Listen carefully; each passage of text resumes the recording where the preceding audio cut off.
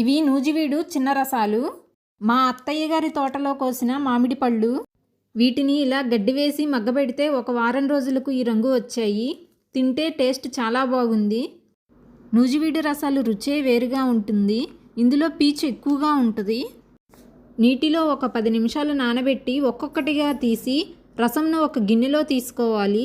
తర్వాత వేరొక గిన్నెలో ఎటువంటి పీచు లేకుండా వడగట్టి స్టవ్ మీద పెట్టి 1 కప్పు పంచదార వేసి కరిగే వరకు కలుపుతూ ఉండాలి.